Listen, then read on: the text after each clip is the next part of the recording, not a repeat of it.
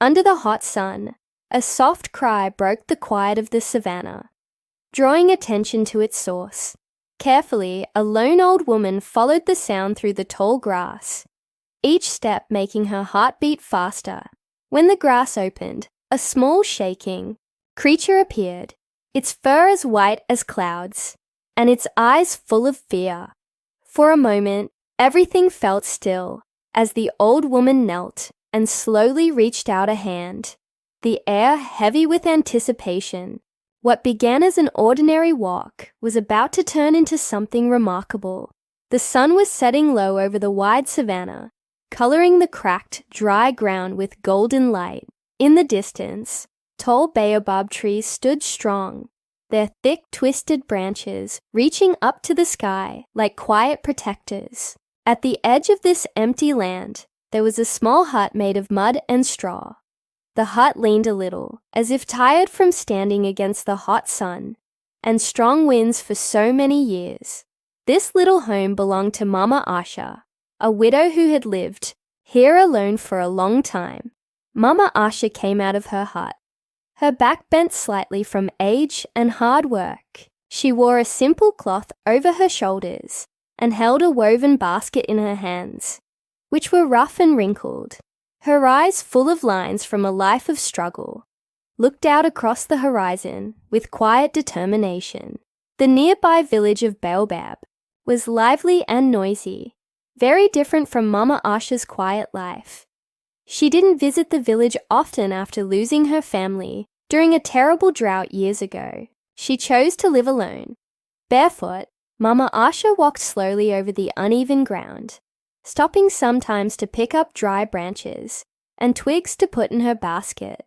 The only sounds were the distant cries of birds and the soft whisper of grass in the breeze, reminding her that some life still thrived in the wilderness. Even though her life was lonely and hard, Mama Asha stayed strong. For a moment, she stood tall, shifting the basket on her hip, and looked back at her small hut. A simple but peaceful place she called home. The morning sun was low in the sky, covering the quiet savannah with a soft golden light. Mama Asha walked slowly through the open land, her basket already half full of twigs and dry branches. She paused to rest, wiping the sweat from her forehead with the corner of her shawl. That's when she heard a sound. At first it was faint, barely noticeable over the soft wind. She stopped and tilted her head, listening carefully. Then it came, again, a weak, trembling cry. Like a baby in trouble, her heart started to race as she looked around, searching the grass and scattered trees. Holding her walking stick tightly, Mama Asha followed the sound, stepping cautiously over the dry, crackling ground. The cries grew louder, pulling her deeper into the wilderness. She pushed aside a patch of tall grass and stopped suddenly. Lying on the ground was a small, shaking animal. Its fur was white as clouds, standing out brightly against the brown and green of the savannah. The tiny creature trembled, and Mama Asha's breath caught. It was a baby albino baboon. Its wide, scared eyes sparkled with tears. The little baboon let out another soft, helpless cry, its small hands reaching into the air, grasping for something or someone. Mama Asha felt her heart soften. She knelt down slowly, careful not to scare the little animal. "Oh, poor little one," she said gently, her voice calm and kind, like a mother speaking to her child. "Why are you here all alone?" The baby baboon flinched and pulled back into the grass, its tiny body tensed with fear. Mama Asha didn't rush. She stayed still and quiet, moving only as softly as a breeze. She held out her hand, palm open, showing she wasn't a threat. "It's okay," she said in a soothing tone. After a moment, the little baboon stopped trembling so much. Its curious eyes studied Mama Asha's face, as if looking for reassurance. Slowly, its small shaking hand reached out and touched her fingers. A warm smile spread across Mama Asha's face. Carefully, she picked up the delicate creature, holding it gently in her arms. It was so light, its tiny body barely noticeable. Its soft fur felt like silk under her rough hands. She held the baboon close, cradling it as if it were a baby needing comfort. She rocked it softly, her movements tender and calm. "You're safe now," she whispered. The baby baboon nestled in her chest, its cries fading into quiet, tired whimpers. Mama Asha felt a deep warmth inside her, a feeling she hadn't experienced in many years. Balancing her basket on one hip and holding the tiny baboon securely in her arms, Mama Asha started walking back to her hut.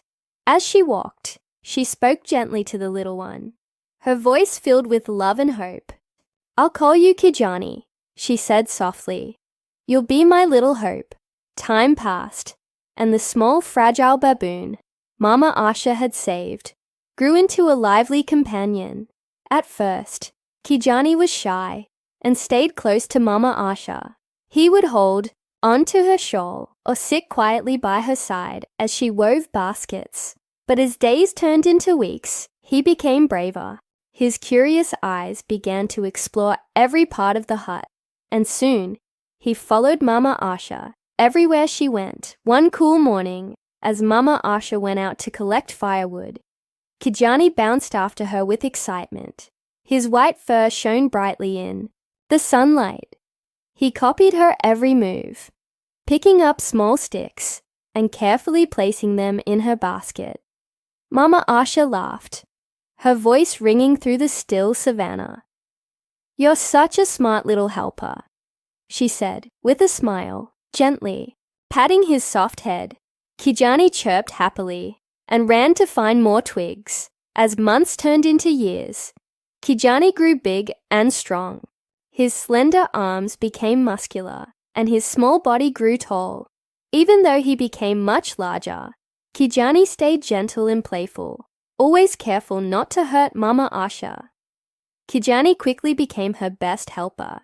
He carried heavy bundles of firewood with ease, climbed tall baobab trees to gather sweet fruits, and brought water from the stream in a clay pot, balancing it perfectly. One day, as Mama Asha worked on her baskets, she saw Kijani tying bundles of sticks with a rope. Clapping her hands with joy, Mama Asha said, "Kijani, you've learned so much." Her face lit up with pride. Kijani grinned, holding up the tied bundle with sparkling eyes, proud of his progress. The once quiet hut now felt alive with laughter and energy. Kijani filled every corner with his playful spirit. He loved swinging from the branches of the big tree near their home, his white fur glowing against the green leaves. Often, he would jump down suddenly to surprise Mama Asha. She would pretend to scold him, wagging her finger, but always ended up laughing. Kijani's cleverness amazed her. He seemed to understand not only her words, but also her feelings. When Mama Asha was tired, he would sit beside her, resting his large hand gently on her shoulder, as if to say, "I'm here." On days when sadness crept into her heart, Kijani would make funny faces or tug on her shawl until she smiled again. To Asha, Kijani was more than just an animal. He was her family, her companion, and the light that filled her once lonely life. Their simple life brought her a happiness she hadn't felt in many years. But as Kijani grew, rumors spread in the nearby village. People who saw glimpses of the large white baboon whispered among themselves, "He's too big." Some said, "Uneasy. No animal should grow that large." Others murmured, "It's unnatural. Maybe he's cursed." Mama Asha ignored the gossip. She knew the truth. To her, Kijani wasn't a curse. He was a gift, her miracle.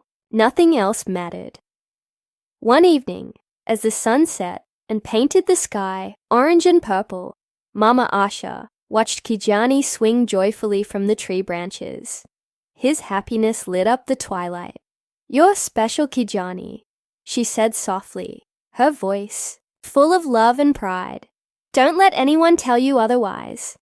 Kijani's size and intelligence amazed Mama Asha.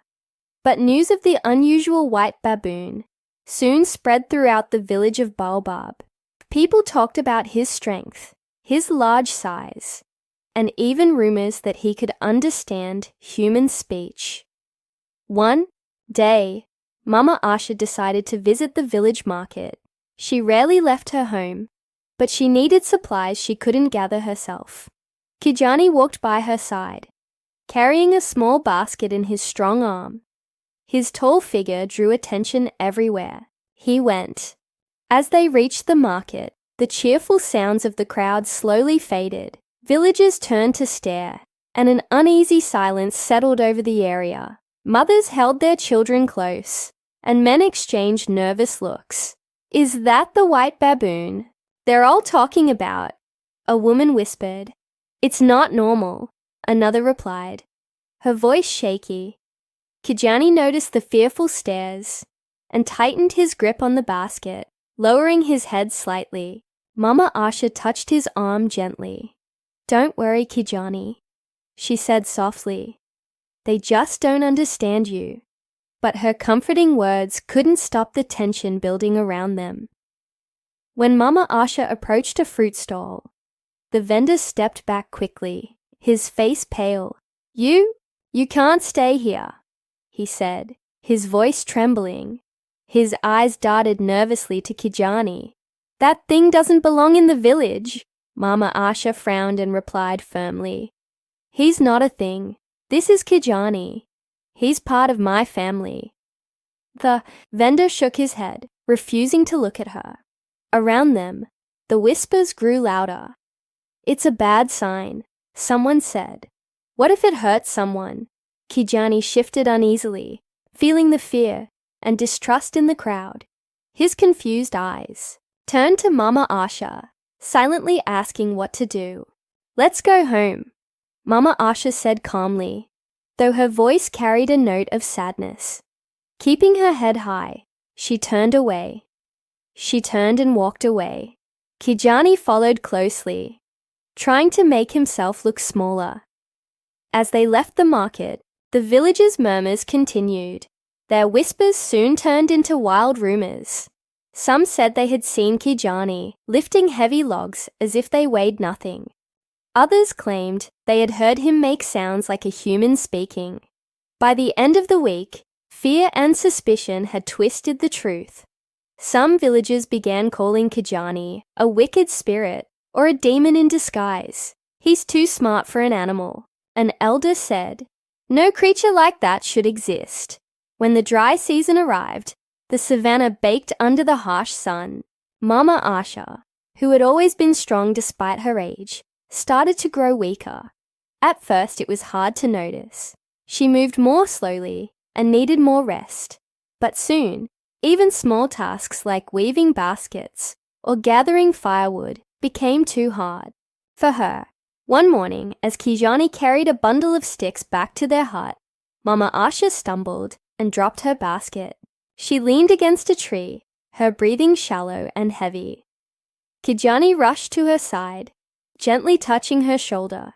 "I'm just tired, Kijani," she said softly, trying to smile through her pain. "I'll be okay." But Kijani could see the truth. Her hands, once steady and strong, now shook. Her steps were slow and unsteady.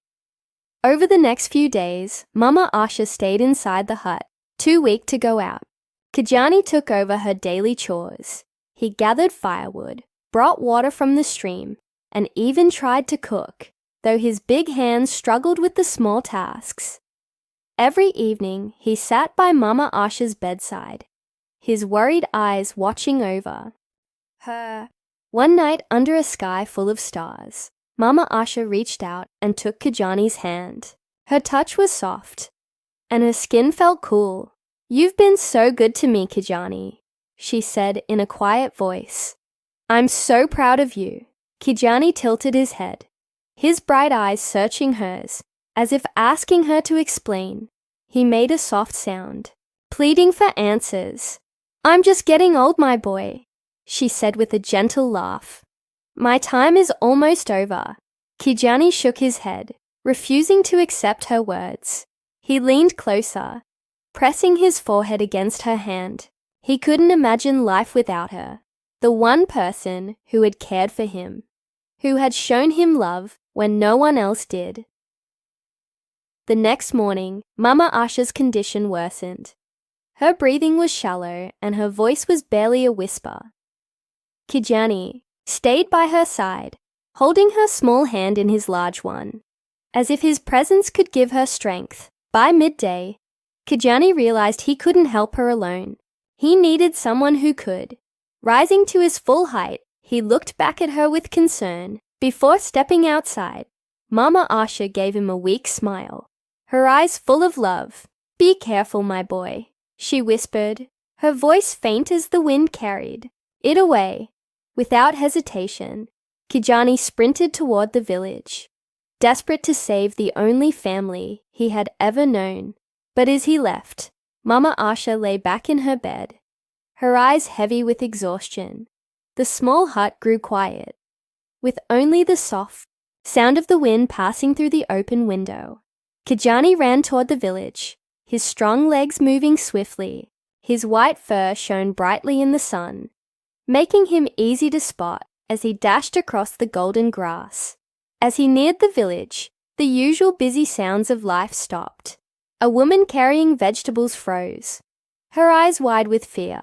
Children playing with sticks dropped their toys and ran to their homes. "It's the white creature!" someone shouted. Kijani slowed down and raised his hands, trying to show he wasn't dangerous.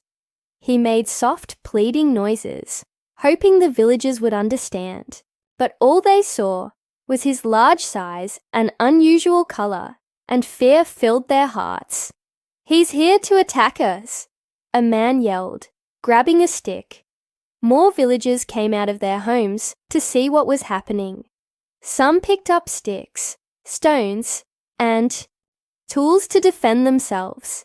Kijani stepped back, his hands still raised. But the crowd moved closer, their fear turning into anger. "Get the nets!" someone shouted. Before Kijani could react, a thick rope net was thrown over him.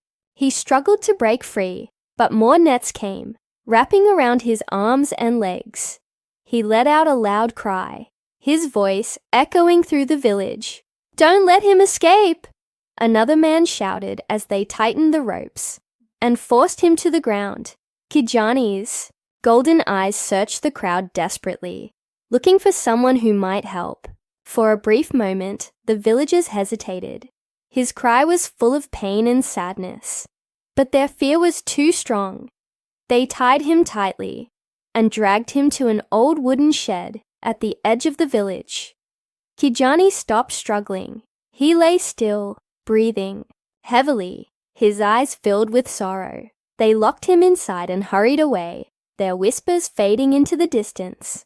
In the dim light of the shed, Kijani sat on the floor, his strong body slumped in defeat. He thought of Mama Asha, her kind smile, her gentle voice.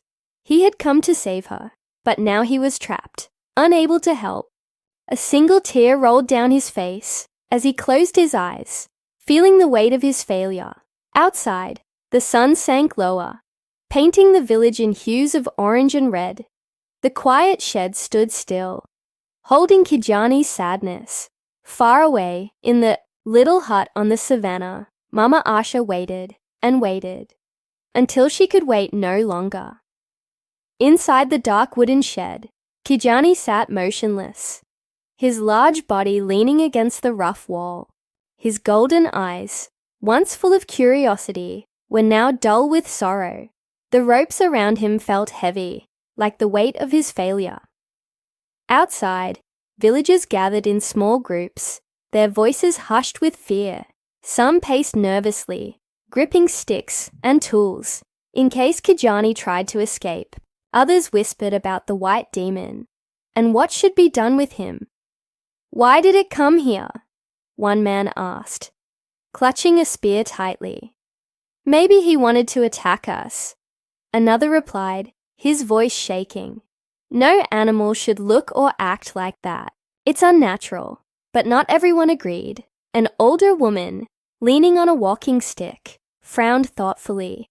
It didn't look dangerous, she said softly. It seemed scared. Her words were drowned out by louder voices of fear. We can't risk it, a younger man said firmly. It's too dangerous to keep it here.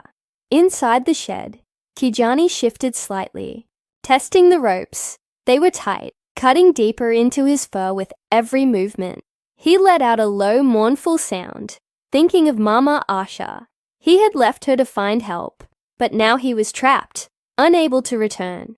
She was alone, and he had failed her. A young boy, curious but cautious, crept toward the shed. He peered through a gap in the wooden wall, his wide eyes meeting Kijani's. For a moment, they simply stared at each other.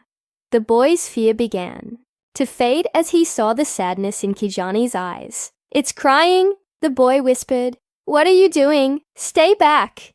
An adult scolded, quickly pulling him away. The villagers kept arguing, their voices growing louder, some insisting Kijani must go, while others hesitated. Finally, the village elder, Mzee Baraka, stepped forward, his deep, steady voice silenced. The crowd, enough, he said firmly. We cannot act out of fear. We need to understand why it came here. The villagers fell silent, though their uneasy glances at the shed showed they were still afraid. Inside, Kijani could hear their muffled voices, but he didn't understand all their words. His head lowered, his shoulders slumped in defeat, wasn't scared of them. He was scared for Mama Asha. She needed him, and he had no way to help her. In her small, simple hut, Mama Asha lay still on her bed, her body weak and fragile. The soft golden light of the setting sun slipped through the cracks in the wooden walls, gently illuminating her face. Her breaths were shallow and slow, each one requiring more effort than the last.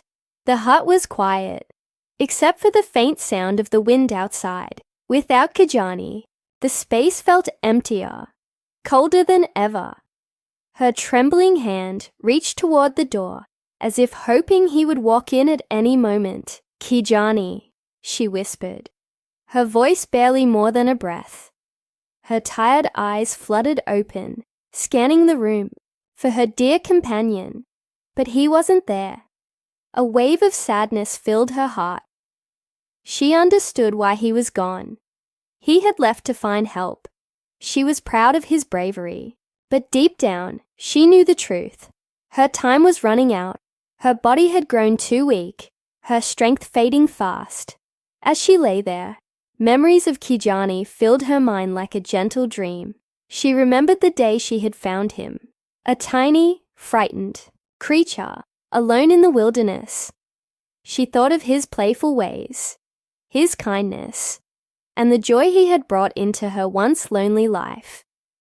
He had given her something she thought she had lost forever, love. A soft smile touched her lips. You gave me so much, Kijani, she murmured. You were my help, my family. Her hand fell to her side, too weak to stay raised.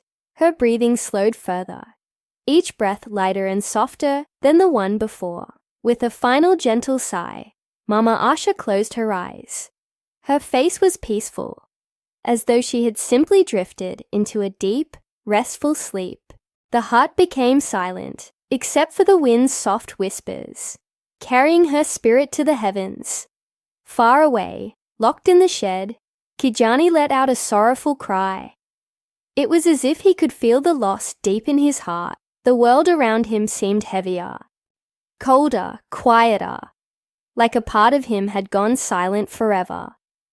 As the morning sun rose over the village, Kijani sat quietly inside the dark shed. His head hung low, his body exhausted, but his heart was restless. A deep, uneasy feeling filled him. as if something terrible had happened. Outside, Mzee Baraka, the village elder, stood before the villagers. His calm, steady voice broke the silence. "We cannot let fear guide us," he said. "If this creature meant harm, it would have acted already."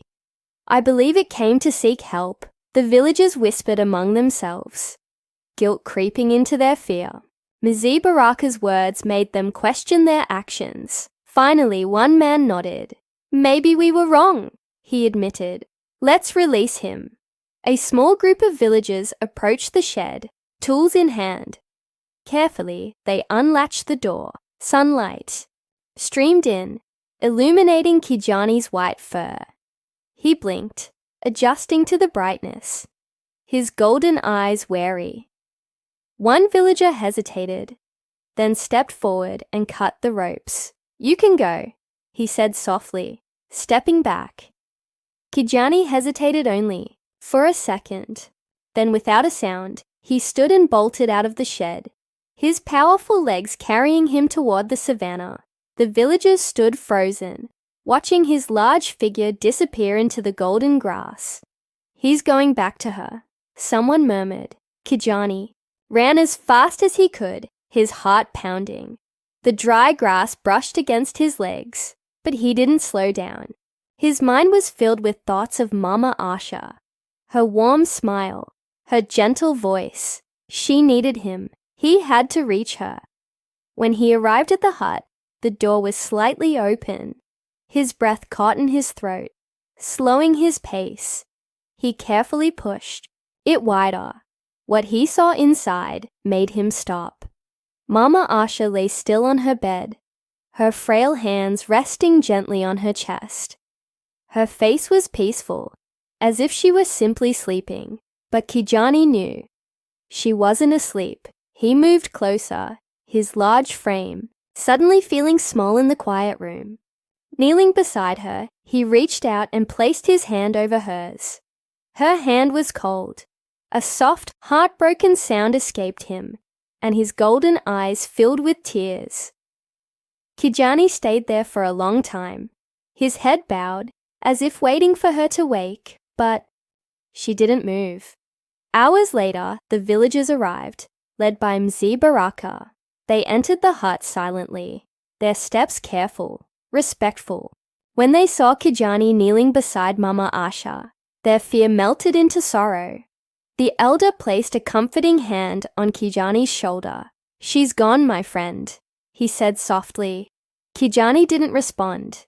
His grief was quiet but overwhelming, a deep sadness that filled the room. The villagers stood nearby, their hearts heavy with regret. They had misjudged him, and their actions had kept him away from the one he loved most. As the sun set, painting the sky in hues of orange and purple, Kijani gently carried Mama Asha's body to a spot beneath a large baobab tree near the hut. The villagers followed in silence, offering their quiet support.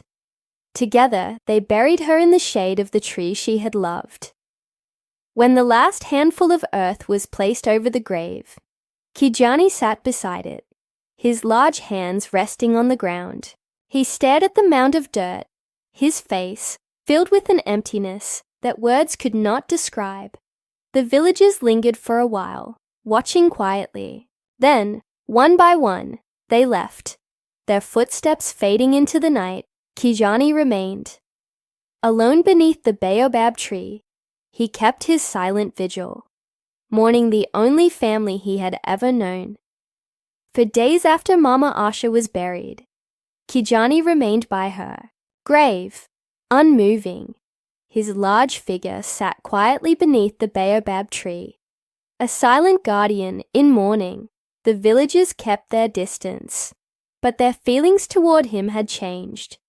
Fear had been replaced with guilt, sadness, and even respect for the loyal creature who had loved Mama Asha so deeply.